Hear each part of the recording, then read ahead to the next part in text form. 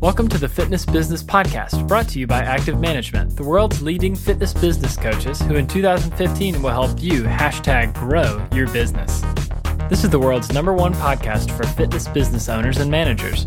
We interview real owners and learn what has been working for them to make them so successful. Here's the host of the Fitness Business Podcast, Chantal.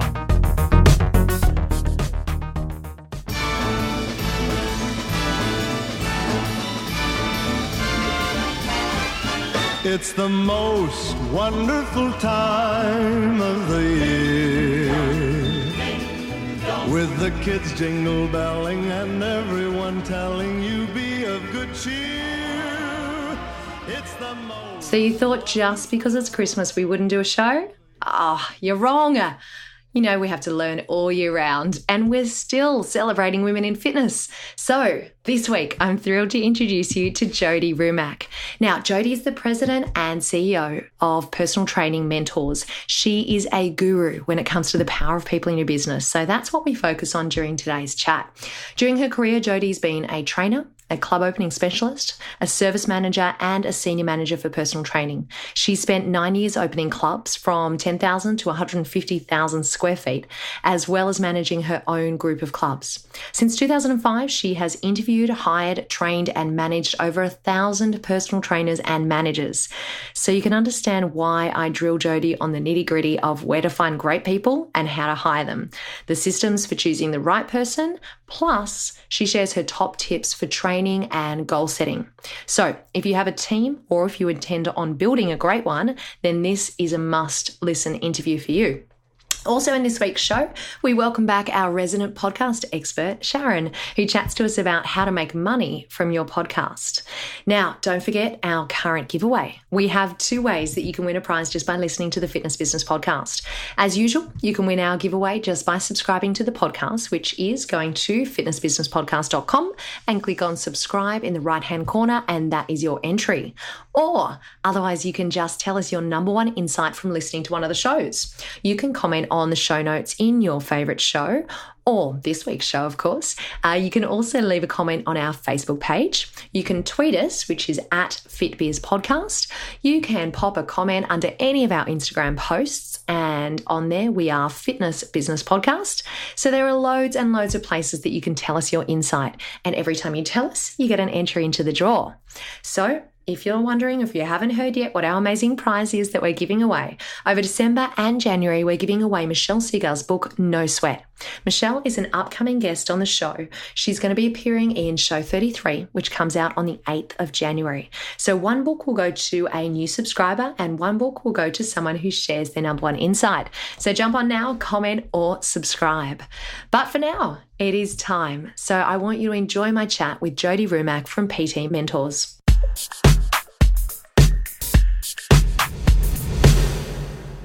Do you want to start off by maybe talking to us about, what would you think are some of the unexpected places that owners and managers can actually go about finding great talent for their fitness business? Yeah, absolutely. Well, first, I just want to say thank you so much for having me. We're thrilled to have you on the show, Jodi. Awesome. And I think one of the key things is to always be looking for people. So because, and maybe we'll get into this a bit later, but because recruiting has moved so much towards hiring for attitude first and personality first, there are so many really great places that we can find people that aren't, your typical looking on the website where the certification is and trying to find the trainer locator or things like that. Some of the great places I found people have been in retail stores or a server in a restaurant, or even if you're out at an event or a party. Another great one is hockey rinks. So sometimes, we post up something about the job there because the parents who are there maybe with their younger kids have another kid who's done school, who's maybe just finished kinesiology or a fitness related diploma program. And you really want to try to get the word out there where not only the people that you're looking for are, but where the people that they know are. Yep. Great recommendation. So always be on the lookout.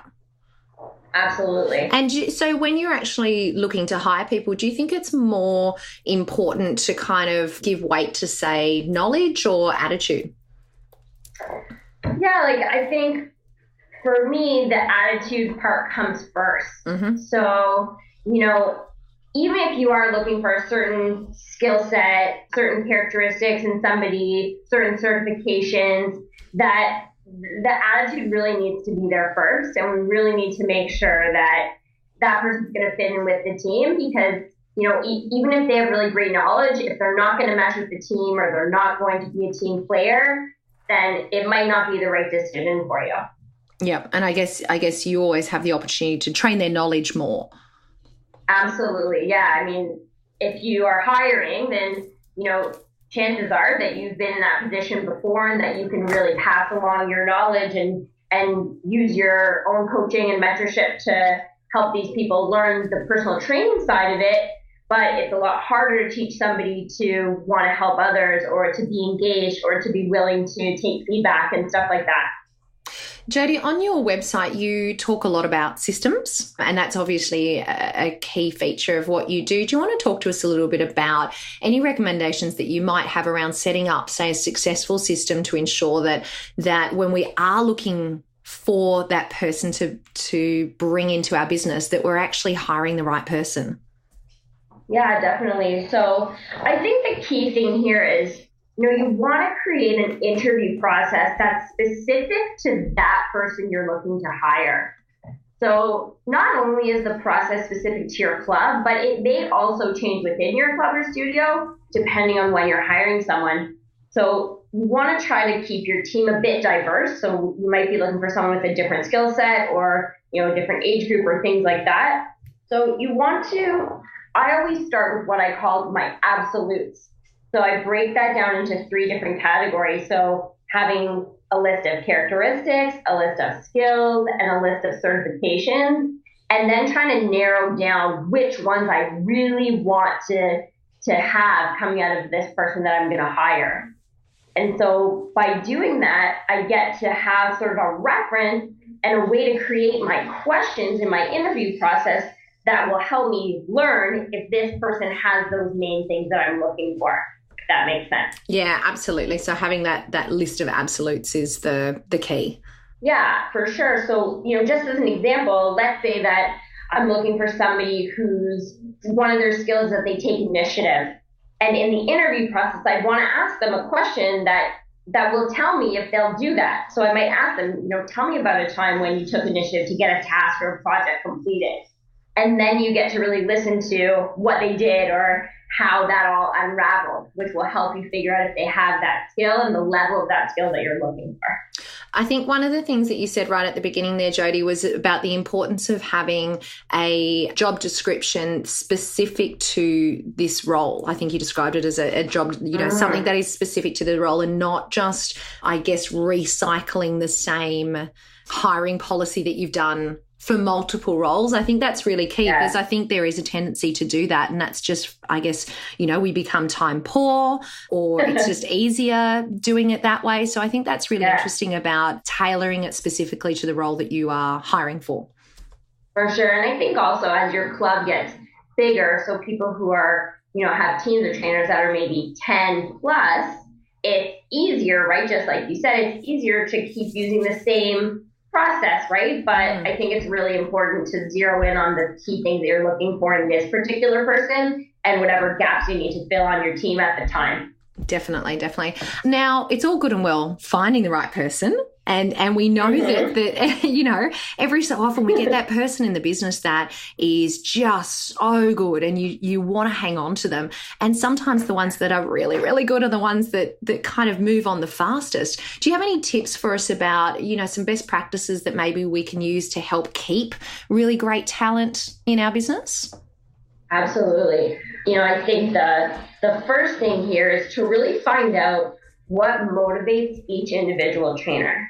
So what is it about them? What is it about what they're doing? What's their why? Why is it important for them to be a trainer? So I think when we find out what really motivates that individual person, it can really help us with, any accountability scenarios, or just keeping them on track and letting them really, achieve the goals that they are going after by understanding what motivates them. Because again, like what happens a lot is the owners are really focused on the revenue, and we get that because we want to make sure that we have a job for you.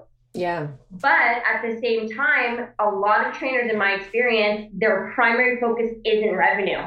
Their primary focus isn't making so much money. Their primary focus is they want to care about the client. And so I think when we find out and sit down and really do some goal setting and find out what motivates that particular trainer, that is what we want to go back to when we're trying to, motivate them on a day-to-day basis and keep them going after the goals that they're looking for. So I think that's a huge one to start.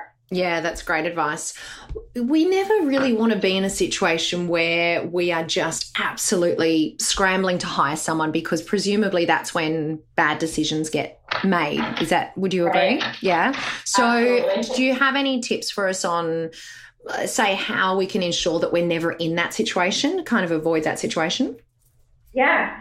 So I think in this situation, when you go through the interview process and you have, decided the key things you're looking for, you created your interview questions to go around that, and maybe at the end you found somebody who matches most of it, but not all of it.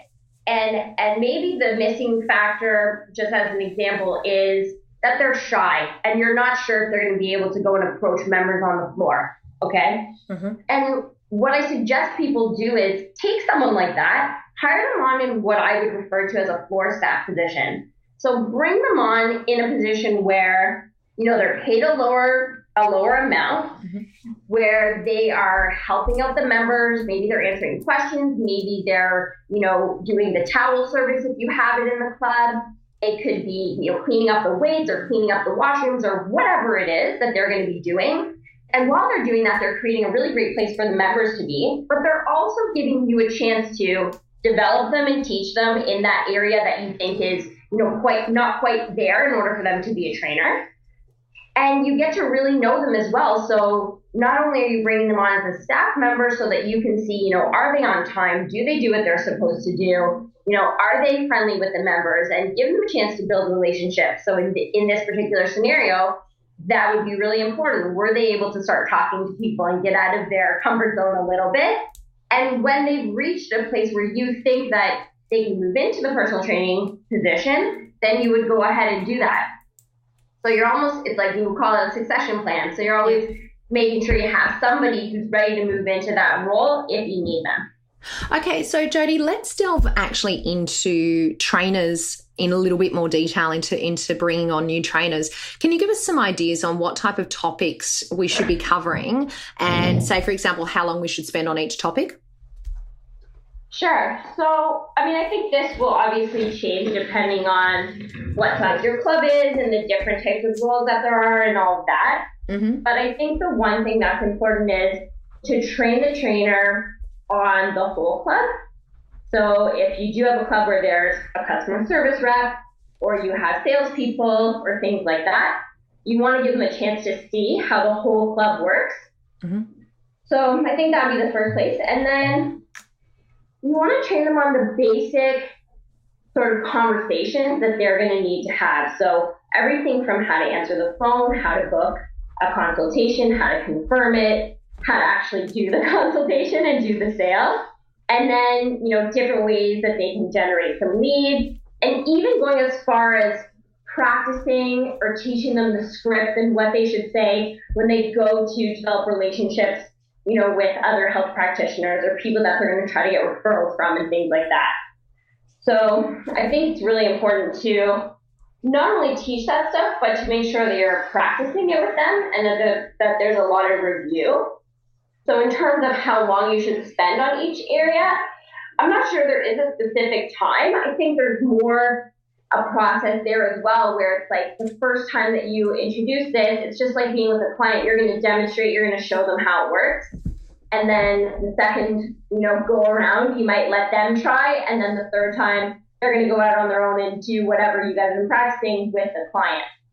So just making sure that you're going step by step, and when they're ready, to move to the next one. Jodi, I know that with a number of people that I've worked with over the years and I'm pretty sure we've all had this experience where you go, okay, I've been through an interview process with this person. They interviewed incredibly well. They ticked all the boxes, everything was right. And then they become an employee and you suddenly go, I don't think I've made the right decision there.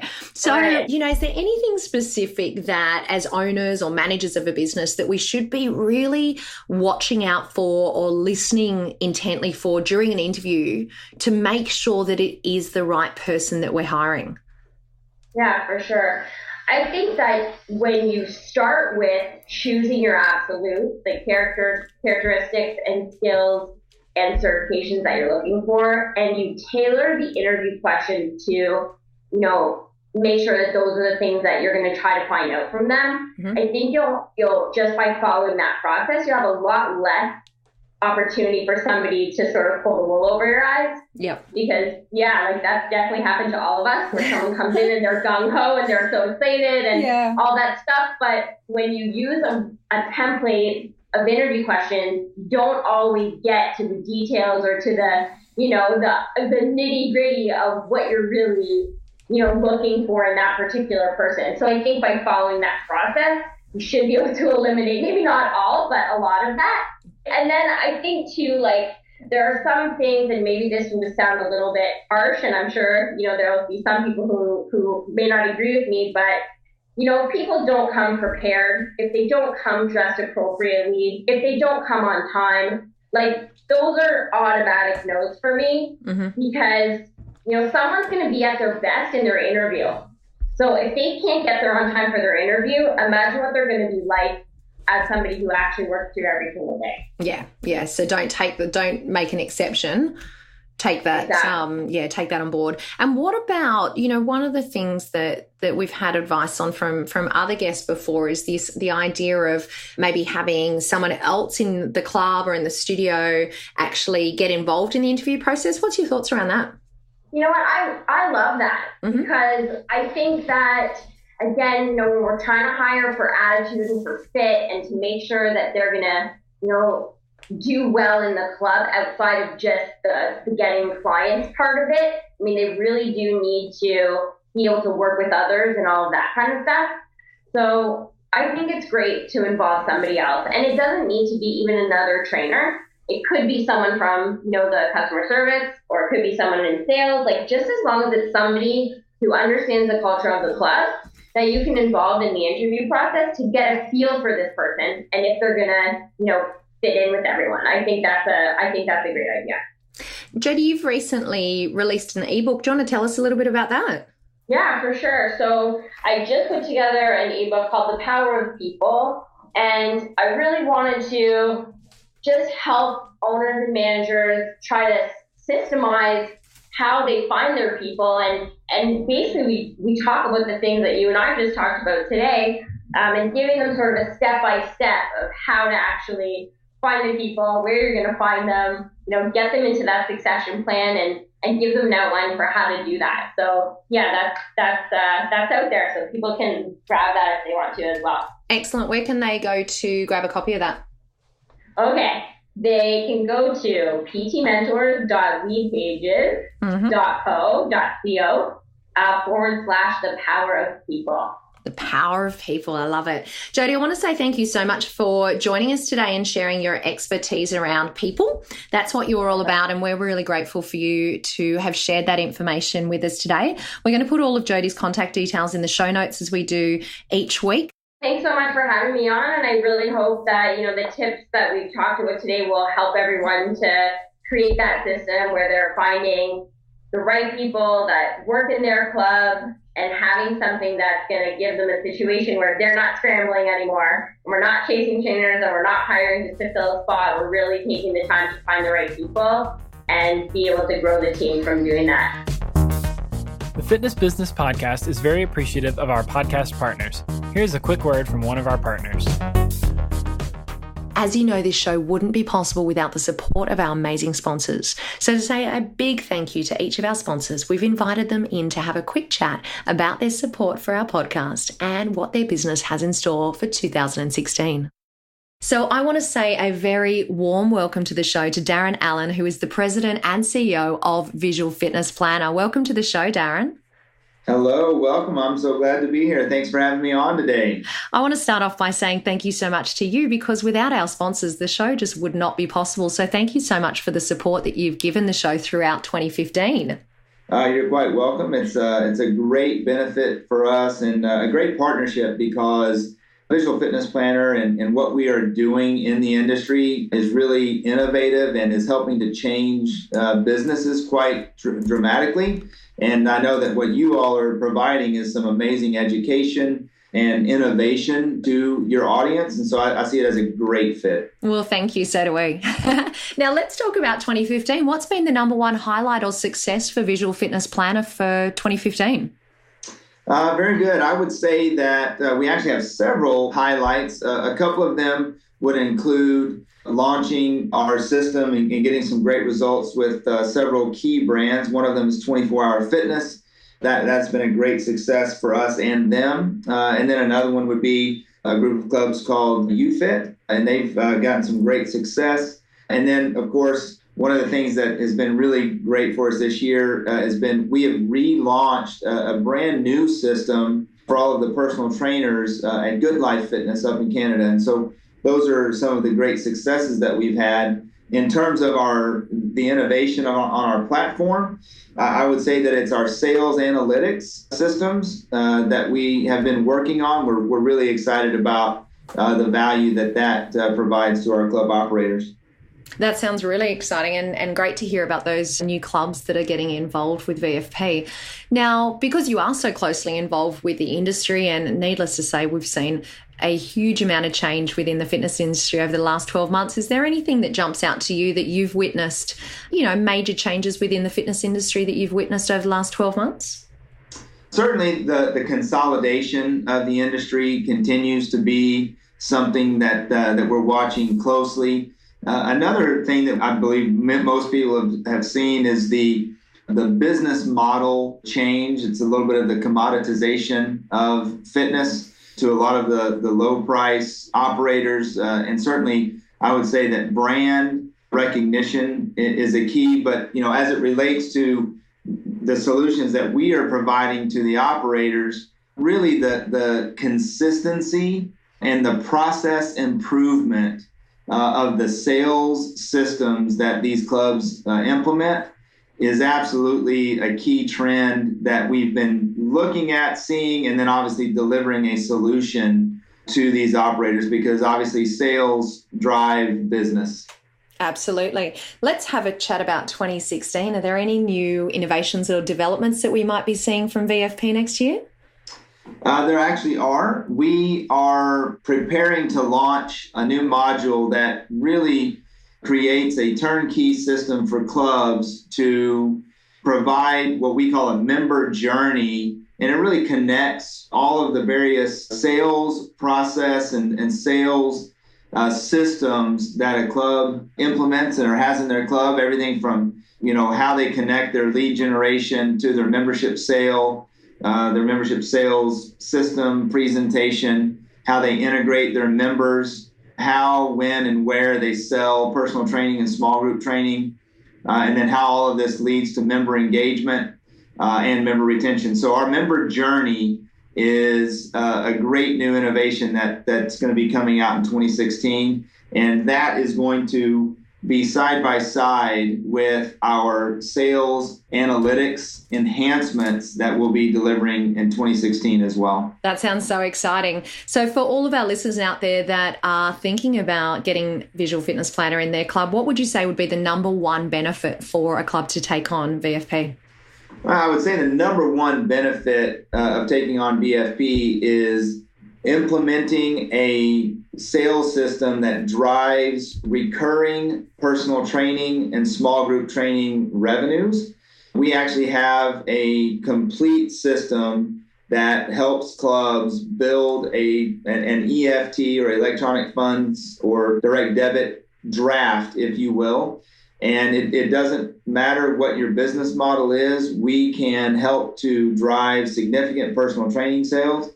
The other side of that would be our systems that just in general drive sales of membership as well. And then as part of the sales analytics, what we do in essence is we give club operators the ability to secret shop every single sales presentation in their facility. And again, all of this drives back to process improvement that they can, really implement in their clubs. That is so cool. Oh, well, I'm definitely sold. So if you're keen out there to check out a little bit more about Visual Fitness Planner, we'll be popping all of the website and contact details in this week's show notes. So I want to say thank you so much once again to Darren Allen from Visual Fitness Planner. And thank you guys so much for your support. Well, you're quite welcome. And we're so glad to be partnered with you.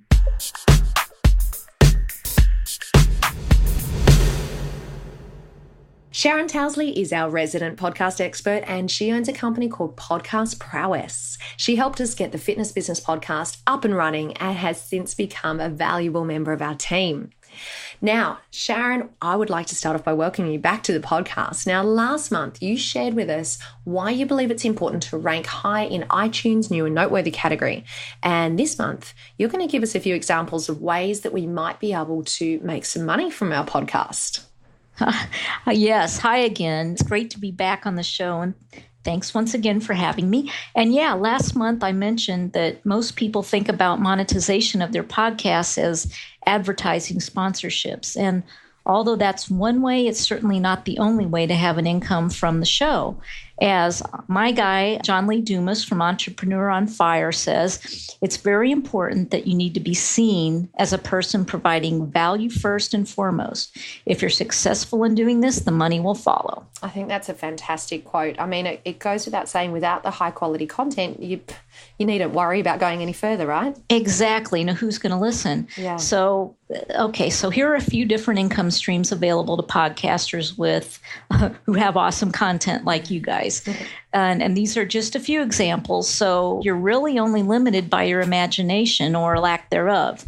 But one opportunity to consider is affiliate commissions and partnerships. And a podcast will likely help increase traffic to your website, for example. And as part of that, many podcasters provide a resources page that presents and recommends products and services they believe in and use themselves. And if they have an affiliate relationship with that vendor, then they're paid a commission each time someone clicks through from your site to theirs. Okay, that's a great one. So we're recommending someone we personally know, we like, we trust. And chances are that our listeners are in need of some similar products and services, because it's all relative, and they might find our recommendations valuable. So I guess essentially it's a win-win relationship. Exactly. And another win-win income stream is coaching. Like, people who are listening to your podcast obviously have similar interests, like you said. So, for example, active management helps fitness businesses and entrepreneurs build their own businesses. So since you obviously have a lot of experience in that area and people who are listening grow to know, like, and trust you, it feels comfortable and reasonable that they might turn to you guys for advice and coaching so they can maximize their own businesses. It's a great point, Sharon. I mean, that's exactly what we do. I mean, we offer an annual membership, we offer business coaching, webinars, seminars, mystery shopping, like heaps and heaps of different stuff. So it's a great example of how you can extend that relationship with your listeners. So right. What other ways would you say there are to monetize our podcast? Well, like you mentioned, some podcasters create membership sites where people of like minds and interests go to communicate and learn. And you can offer all kinds of valuable information in a membership site. And then the income stream that, of course, most people think of is advertising sponsorships. And advertising typically consists of two spots. A spot in the beginning before the show starts called a pre-roll, and another spot partway through the show called a mid-roll.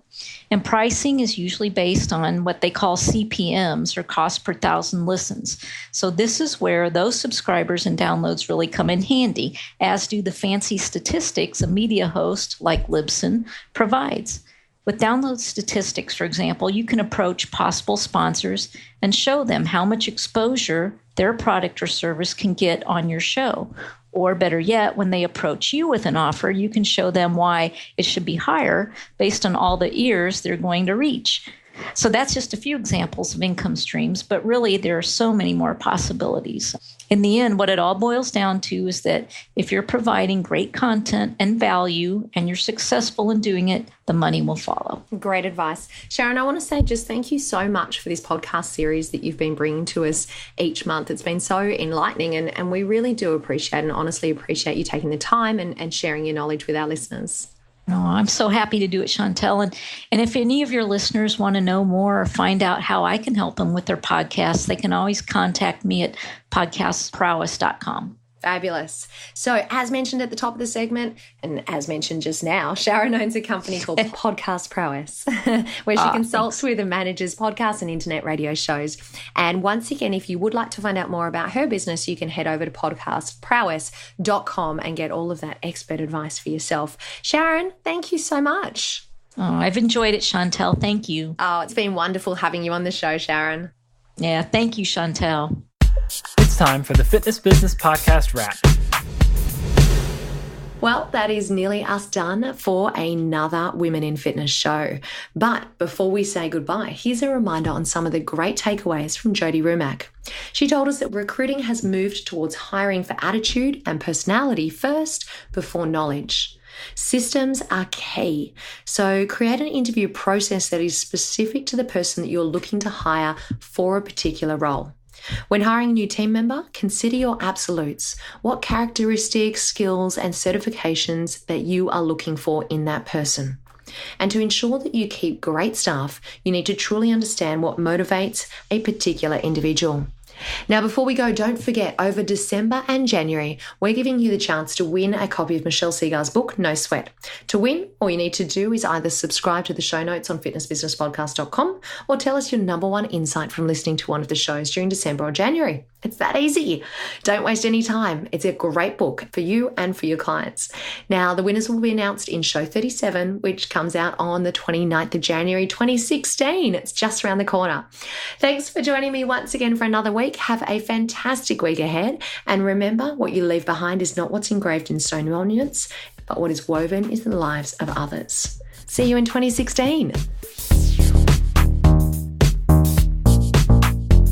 You have been listening to the world's #1 podcast called the Fitness Business Podcast, brought to you by Active Management. We are dedicated to helping your fitness business #grow in 2015. Check out www.activemgmt.com.au for resources, tools, and more to help you. And by far, the best value for you is to become a member. So join today at www.activemgmt.com.au.